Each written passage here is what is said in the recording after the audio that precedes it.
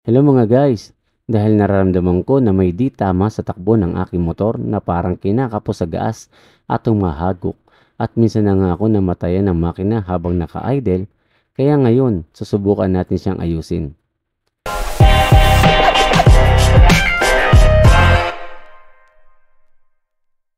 At ayon sa aking pagsasaliksik ay may tatlong reason kung bakit nangyayari ito sa aking NMAX. Una ay maaaring marumi na ang ating air filter. At dahil katatapos ko lang mag-check ng panggilid kasama ang air filter nakaraang linggo, ay sigurado ako na hindi ito ang sanhi ng problema ng aking NMAX. Pangalawa ay marumi na ang ating gas filter. Maaring ito ang dahilan ng problema ng NMAX dahil halos 2 taon na ito di napapalitan. At ang pangatlo ay baka busted na ang ating spark plug dahil hindi pa ito napapalitan mula pa noon nabili ko si NMAX 5 years ago. Tara, umpisa na natin gawin si NMAX. Unahin natin muna ang pagpalit ng spark plug. Okay mga guys, unahin natin ikabit yung ating bagong spark plug. Suportan natin yung luma. Una, bakasin natin ang side fairings upang may pasok ang tools na pang-alis nito.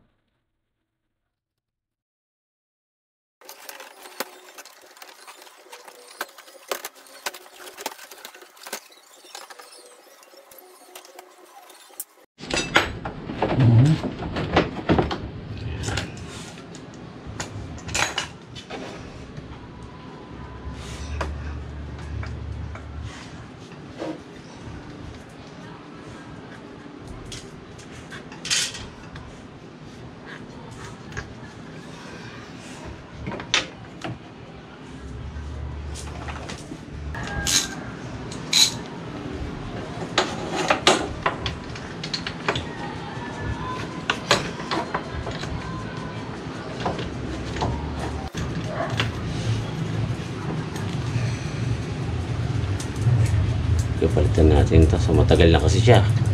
Magka 5 years na siya. So palitan natin ng bago. Ito. Nagamitin ko yung G-Power ng NGK Platinum. So yun. Ito yung luma. Ito yung bago. So yung tip niya, medyo matulis siya para i-retrieve siya. Ayan siya. Okay. Ang code niya. CPR 7EAG PIN-9. Okay. Lagyan natin.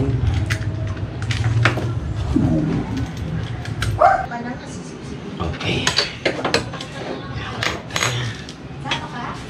Lagyan natin ang spark plug cap. Yun, okay. So, i-try natin.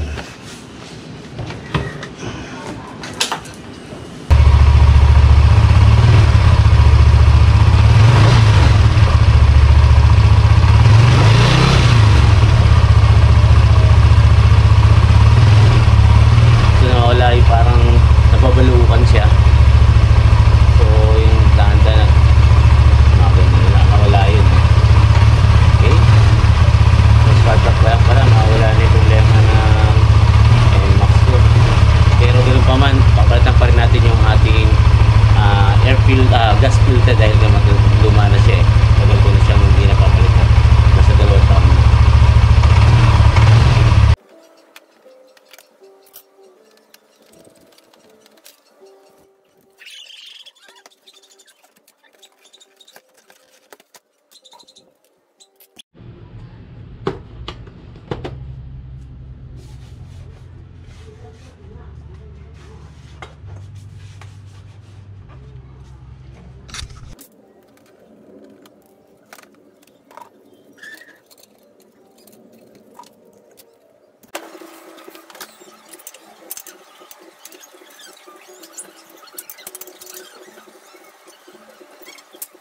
Natanggal na natin yung sa gilid at yung tornilyo dito kabilaan. So hatakin na lang natin siya. Tapos mamaya tanggalin natin yung mga connection dun sa gas tank. So okay. Tanggal natin yung tatlong connection nito. Isang fuel injector, fuel sensor at yung sa floater. So ayusin muna natin. Ayan, hindi natin. So Kailangan screw. Ibuka lang natin to. Tapos ito ibuka rin. Tapos tsaka baba.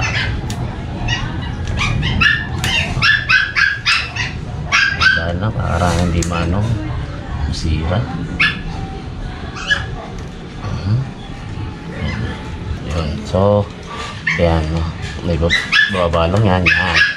So pagkababa na yan, pamihatakin natin. Ito naman sa sensor. Yan lang natin to. Ipindutin lang tsaka hatakin. Yun. Tanggal. Yung isa, ganun din. Pindutin. Tapos takbo ba. Yan. Yun. Yun. Tanggal na. So ito, hatakan na lang dahan-dahan. Yun. Okay? Tanggal na siya. Yan. Tanggal na. So, doon tayo lilipat sa kabila para mahatak natin. So, dahan-dahan natin siyang tatanggalin. Unahin natin ito. Palabas. Yan. Kasi itong goma. Iangat lang natin ito. Pinakagoma niya. Yan yung... Yan. Tanggal na siya. Yan o. Dahil pang gas. Sulari natin siya.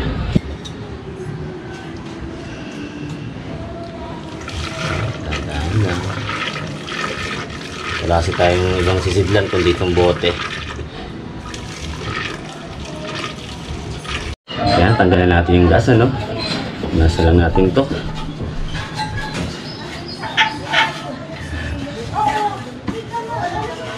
So ito na, tatanggalin natin itong nasa ilalim, takip. So 4 na tornilyong alin.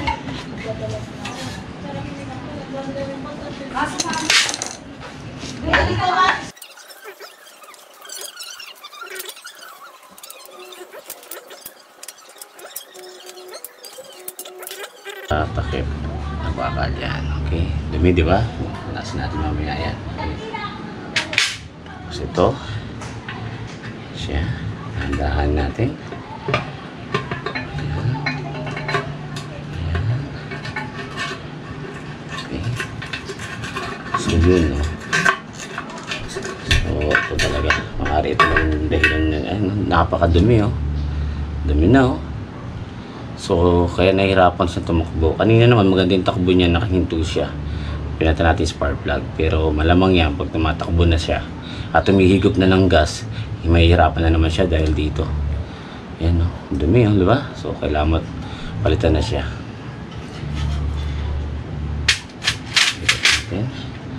Punasan muna natin to. Dumi.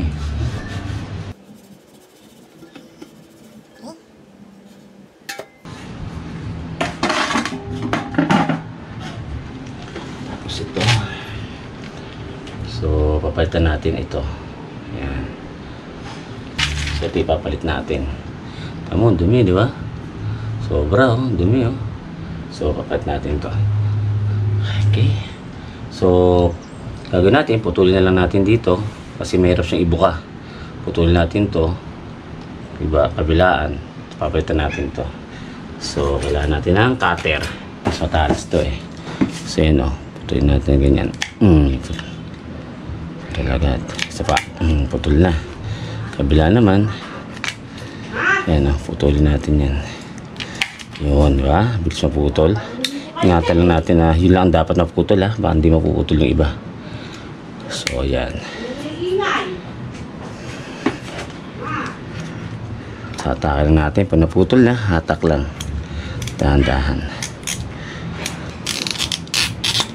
Yun. So, patol na. Okay. Ito kasi ingatan. Ito yung pinakalock niya. So, dapat di yan masira. So, ikabit na natin to. Okay. Yan na siya. O. Baba. Tulak ko ba. Medyo matigas siya. So, ipupus lang po ba? Yan. Ipupus lang po ba? Sino gusto palo? So, siguraduhin nyo lang may i-push nyo ito ng gusto pa ba. Ayan yung walang gaanong space down sa gitna na yun. At yung pinakalock niya, nakalock ng gusto. Kabilaan. Yan, naka-lock. Okay. So, balik na natin. So, yan.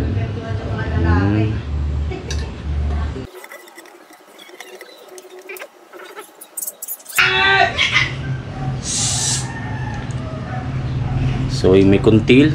Titiya sa tapat. May kuntil. Yan. So, ikot lang natin.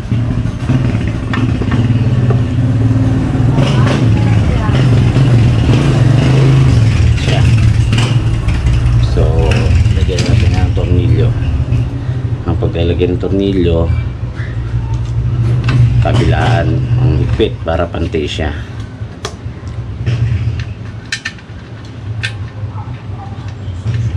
Kamayin nyo muna para maiwasan yung lost thread, para siguradong nasa tamang thread yung pagpasok ng mga tornilyo. Tapos kabila naman, bago hipit ang gusto ha, yung ganyan lang, dahan-dahan lang. Ayan, konting higpit. So, kabila uli, kabila uli. Natin.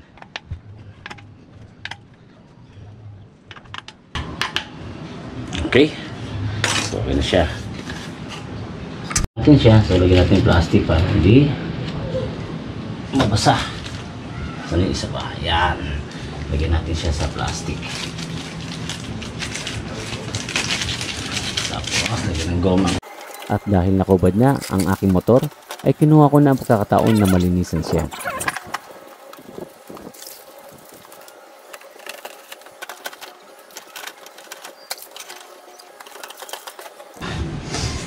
Tapos na natin sa linisan, kakabit na natin.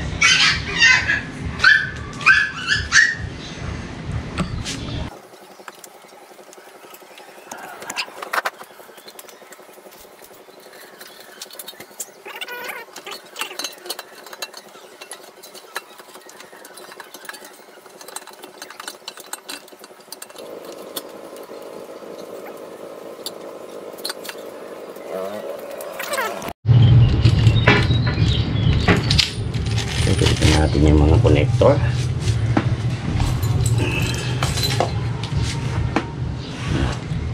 Asan lang natin.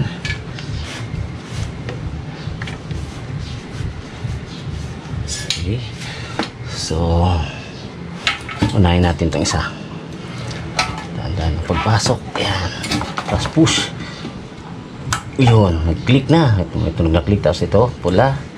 Tulak pataas. Yan. So, yun na siya. Yan yung pinakalak niya. Tapos, sensor.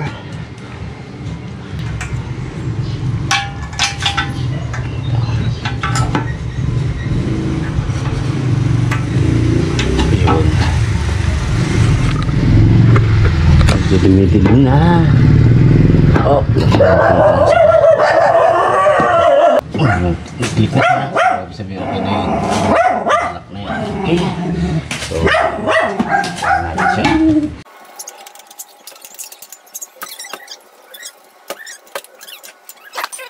Okay, tapisan natin siya ng tubig ng gasolina.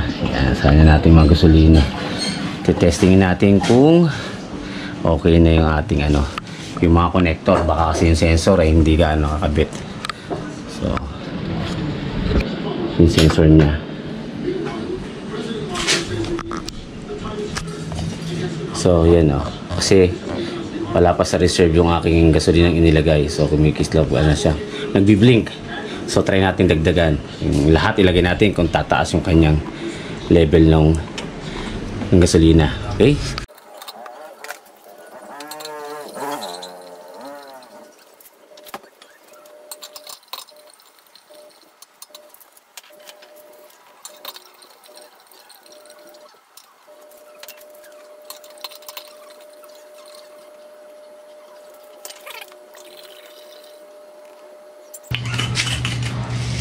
Okay, sarado na natin.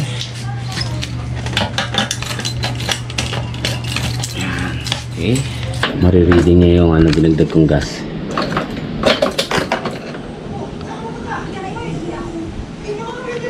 Oh yes, ayan nagkaroon na ng 5 bar. So, start natin. Kung mag-start siya. Yun.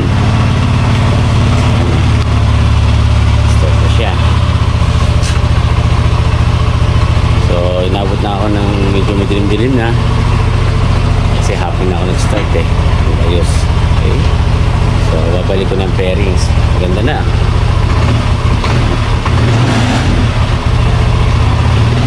Yun o. Wala yung medyo hago-hago kanina. Okay. Babalik ko na pairings. Ganyan lang.